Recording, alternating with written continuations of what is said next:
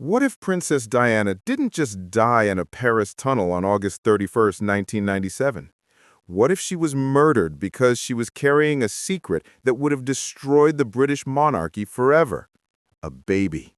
Not just any baby, but the child of Dodi Fayed, a Muslim Egyptian billionaire's son. The future King of England would have had a Muslim half-sibling, and for the establishment, that was unthinkable. This is the story they've spent nearly 3 decades covering up. The story of hospital documents that vanished, blood tests that were never made public, and a body that was illegally embalmed to destroy the evidence. This is the investigation into Diana's secret pregnancy and why some believe she and her unborn child were murdered by the British state. Let's start with what we know for certain. On August 31st, 1997, at 4 a.m., Princess Diana was pronounced dead at the Pitié-Salpêtrière Hospital in Paris. She'd been in a catastrophic car crash in the Pont de l'Alma Tunnel hours earlier. The official cause of death was internal bleeding from a torn pulmonary vein. But within hours of her death, whispers began. Whispers that would grow into one of the most persistent conspiracy theories of the modern age. Diana was pregnant, and she was killed because of it. Mohamed Al-Fayed, Dodi's father and one of Britain's wealthiest men, was the first to make this claim publicly. In interviews given shortly after the crash, he stated categorically that Diana had been pregnant with his grandchild. He claimed Diana had telephoned him personally to share the news. She was happy, he said, excited, planning a future with his son. And according to Mohammed, that's exactly why she had to die. The British establishment, he argued, could not accept that an Egyptian Muslim could eventually be the stepfather of the future King of England. Most people dismissed Mohammed's claims as the grief-stricken ramblings of a father who couldn't accept his son's death. The official investigations, both French and British, found no evidence of pregnancy. The post-mortem examination showed no signs. Blood tests were negative. Diana's friends said she was using contraception and had shown no symptoms of pregnancy. Case closed, right? Not quite. Because decades later, evidence emerged that suggests the official story may have been a lie. In 2012, French investigative journalist Chris Lafayette made a bombshell claim. He said he'd uncovered evidence from the official archives of the Pitié-Salpêtrière Hospital, the very hospital where Diana died, that proved she was 9 to 10 weeks pregnant at the time of her death. Lafayette, a former reporter for Paris Match magazine, had spent years investigating Diana's death. He'd scoured hospital records, interviewed medical staff, and obtained documents that had never been made public. And what he found was explosive. According to Lafayette, hospital documents from Diana's post-mortem examination stated clearly that she was in the early stages of pregnancy, 9 to 10 weeks along. If true, this would mean Diana had conceived in late June or early July 1997. But here's where it gets even more complicated. Lafayette claimed the baby couldn't have been Dodi's. Diana hadn't met Dodi until mid-July. If she was 9 to 10 weeks pregnant when she died on August 31st, the baby would have been conceived before she ever met him. So if not Dodi, then who? Lafayette pointed to Dr. Hasnat Khan, a British-Pakistani heart surgeon Diana had been secretly dating for nearly 2 years before meeting Dodi. Diana was deeply in love with Hasnat. She called him Mr. Wonderful. She reportedly told friends she wanted to marry him, even convert to Islam for him. But Hasnat, a private man uncomfortable with media attention, ended the relationship in early summer of 1997. He couldn't handle being with the most famous woman in the world. Diana was heartbroken. Could Diana have been pregnant with Hasnat Khan's baby when she died? If so, this changes everything. It would mean her romance with Dodi was a rebound, a way to make Hasnat jealous, or to move on from heartbreak. It would mean the establishment's alleged motive for murder was even stronger. A secret pregnancy with a British-Pakistani Muslim doctor would have been just as scandalous, just as threatening to the monarchy as a pregnancy with Dodi. But let's examine the evidence more carefully. The British inquest, which took place from 2007 to 2008 and heard from over 250 witnesses, addressed the pregnancy theory directly. Dr. Richard Shepherd, one of Britain's most respected forensic pathologists, re-examined Diana's body for the inquest. He stated categorically, quote, "There was no pathological evidence of pregnancy. No fetus, no enlargement of the uterus, no hormonal changes in the blood consistent with early pregnancy." End quote. John Burton, the royal coroner who was present at Diana's initial post-mortem in Paris, was even more direct. He testified, quote, "She wasn't pregnant. I have seen into her womb." End quote.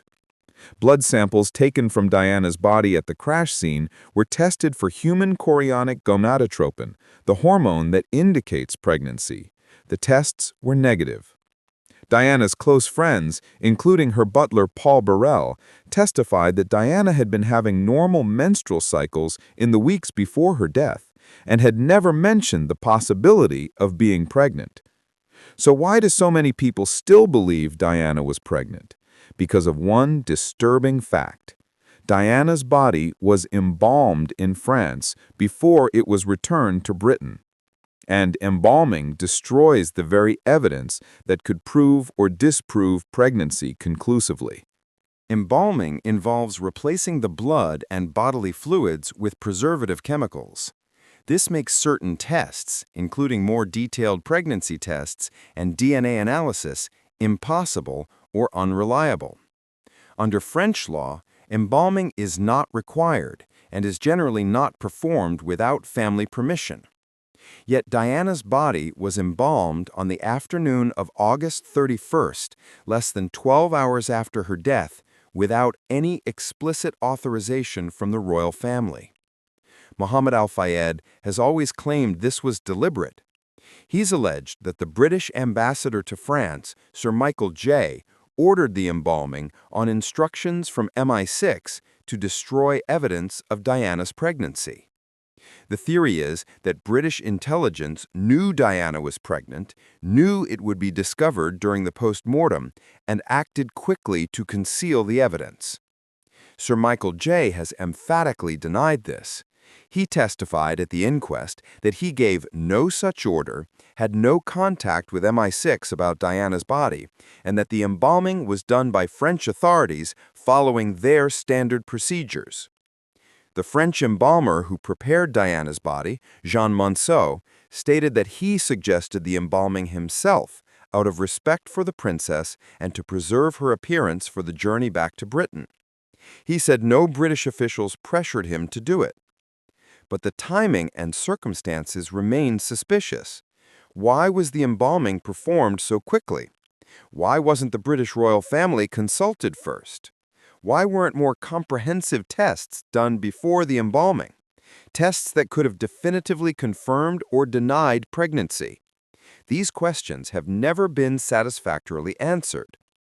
Let's talk about Chris LaFayle's claims about the hospital documents. LaFayle says he found these documents in the official archives of the Paris public hospitals. He's quoted as saying, "It is a near certainty that Diana was 9 to 10 weeks pregnant at the time she died, according to papers from the Paris Public Hospital's archives. This document has never been claimed or proved to be a fake." If such a document exists, why hasn't it been made public? Why wasn't it presented during the official inquests?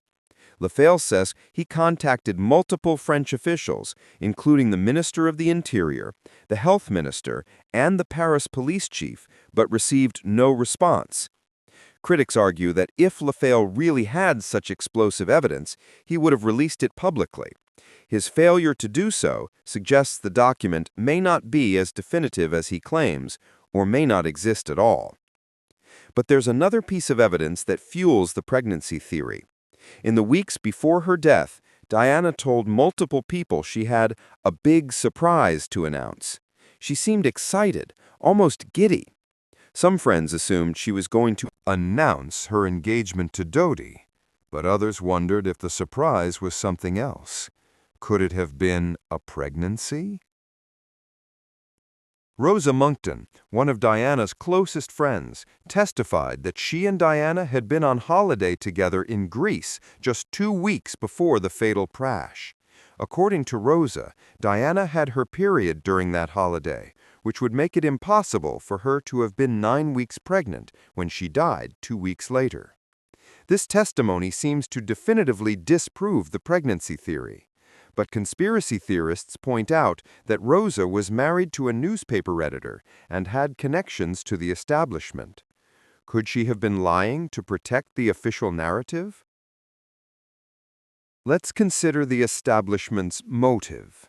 Why would the British royal family, MI6, and the government want to kill Diana if she was pregnant? The answer lies in understanding how much of a threat Diana had become. By 1997, Diana was no longer just a celebrity. She was a global humanitarian icon with political influence that rivaled elected leaders. Her campaign against landmines had embarrassed the British government and arms industry. Her AIDS activism had challenged conservative social attitudes. And her very public criticism of the royal family in her BBC Panorama interview had damaged the monarchy's reputation. If Diana had become pregnant with a Muslim man's child and decided to have the baby, the scandal would have been unprecedented. The mother of the future King of England having a child out of wedlock with a Muslim. Conservative Britain would have been outraged. The tabloids would have had a field day. The royal family's carefully constructed image would have been shattered. And if Diana had married Dodi or Hasnat and raised this child alongside William and Harry, the future king would have grown up with a Muslim stepfather and half-sibling. For an institution built on tradition, protocol, and the Church of England, this was unthinkable. Prince Philip, Diana's former father-in-law, was known for his harsh views and had exchanged bitter letters with Diana after her separation from Charles. Multiple sources have suggested Philip despised Diana and saw her as a threat to the monarchy. Would he have been capable of ordering her death? Probably not directly, but could he have expressed to intelligence services that Diana needed to be dealt with? Could he have made it clear that her continued existence was damaging to the institution he'd spent his life serving? That's where conspiracy theories flourish, in the gray area between explicit orders and understood wishes. The pregnancy theory also explains some of the other suspicious circumstances surrounding Diana's death. The white Fiat Uno that collided with Diana's Mercedes and was never found. The bright flash witnesses reported in the tunnel. Henri Paul's inexplicable blood alcohol levels, despite appearing sober on security footage. If Diana was pregnant and the establishment knew it, these weren't random occurrences. They were parts of a coordinated operation to cause an accident that would look plausible. But let's play devil's advocate. Let's assume Diana wasn't pregnant. Let's assume the hospital documents Lafayette claims to have seen were misinterpreted, falsified, or never existed. Let's assume the negative blood tests and post-mortem findings were accurate. Does that make the conspiracy theory go away? Not entirely, because Mohamed Al-Fayed has consistently claimed Diana told him she was pregnant in a phone call shortly before her death. If Diana believed she was pregnant, even if she wasn't, that belief could have been enough to put events in motion. Think about it. If Diana suspected she might be pregnant and confided this to someone, and if that information reached the wrong ears, the establishment might have panicked and acted before they could confirm whether it was true. They might have decided they couldn't take the risk. Better to eliminate the threat than wait and see if a scandal actually developed. This theory suggests the murder, if it was murder, might have been based on a false premise. Diana may have died because people thought she was pregnant, even if she actually wasn't. There's also the question of timing. Diana and Dodi had only been dating for about 6 weeks when they died. It's possible Diana was late for her period, suspected pregnancy, and mentioned it to someone before taking a test or seeing a doctor. Early pregnancy can be difficult to detect, and symptoms can be subtle. Maybe Diana jumped to conclusions. Maybe she wanted to be pregnant and convinced herself she was. We'll never know what was going through her mind in those final weeks. What we do know is that the official investigations went to great lengths to disprove the pregnancy theory. Operation Paget, the massive British inquiry led by Lord Stevens, specifically addressed it.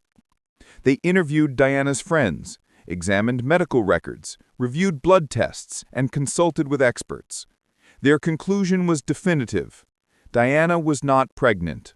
There was no credible evidence to support Mohamed Al-Fayed's claims. But conspiracy theorists point to what they see as holes in the investigation. Why weren't more comprehensive tests done before the embalming? Why were some of Diana's personal effects, including potentially relevant medical records, never fully examined? Why did certain witnesses give contradictory testimony? Why did the French investigation conclude so quickly when so many questions remained unanswered? The truth, as always, is probably more complex than either the official story or the conspiracy theory. Diana may not have been pregnant, but the fear that she might become pregnant, combined with her relationship with Dodi and her growing political influence, made her a threat. The establishment may not have ordered her murder, but they certainly weren't sad when she died. Her death solved multiple problems.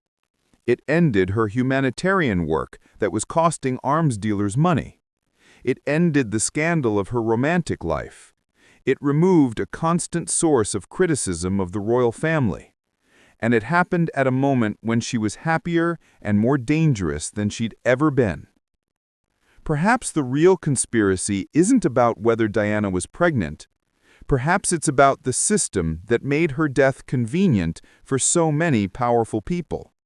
A system that had already failed to protect her from media harassment that bordered on stalking. A system that had stripped her of her royal title and security, but expected her to maintain royal dignity. A system that used her when she was useful and discarded her when she became difficult. Whether she was pregnant or not, whether she was murdered or died in an accident, Diana's death served the interests of an establishment that had never truly accepted her. The pregnancy theory persists because it provides a clear motive for murder.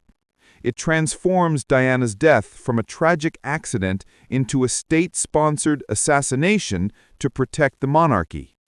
It makes her a martyr, killed for daring to love whom she chose and for potentially carrying a child that threatened centuries of tradition. And for many people, that narrative makes more sense than the official story of a drunk driver and bad luck. Today, nearly 3 decades later, we're no closer to definitive proof. The hospital documents Al-Fayed claims to have seen have never been independently verified or released. The blood tests that showed no pregnancy were performed on samples that may have been compromised. Diana's embalmed body can provide no further evidence. And the people who might have known the truth, Diana, Dodi, Henri Paul, are all dead. What remains are questions. Why was Diana's body embalmed so quickly? Why did Mohamed Al-Fayed believe so strongly that Diana was pregnant? Why did Al-Fayed risk his reputation making claims about hospital documents he can't or won't produce? Why do millions of people refuse to accept the official story despite multiple investigations concluding it was an accident? Perhaps because Diana herself planted the seeds of conspiracy. That letter she wrote to Paul Burrell predicting her death in a car crash orchestrated by Charles to clear the path for remarriage. Her statements to friends that she feared for her life. Her belief that she was being monitored and conspired against. Diana knew she was vulnerable. She knew she had enemies. And whether she was pregnant or not, whether she was murdered or died in an accident, her fears proved justified. She did die in a car crash. Her life was cut short at 36, and the questions surrounding her death have never been fully answered. On a warm August night in Paris, Princess Diana took her last breath in a hospital room surrounded by doctors who couldn't save her. Whether she was carrying a secret that would have changed the monarchy forever, we may never know for certain. But the fact that so many people believe she was, the fact that the pregnancy theory has survived nearly 3 decades of official denials, tells us something important. It tells us that trust in institutions has eroded, that people believe their governments are capable of terrible things, and that Diana, in death as in life, represents something that powerful people feared: the truth. So what do you believe? Was Princess Diana pregnant when she died? If so, who was the father? Dodi Fayed or Hasnat Khan? And most importantly, do you think she was murdered because of it, or did she die in a tragic accident? I want to hear your theories in the comments below. This is one of the most debated conspiracy theories in modern history, and I read every single comment. The most compelling theories will be featured in future investigations. If this story made you question everything you thought you knew about Diana's death, hit that like button and share this with anyone who still believes the official narrative. Subscribe to Crown Conspiracies for more investigations into the secrets they tried to bury for decades. Thanks for watching, and I'll see you in the next Royal Mystery.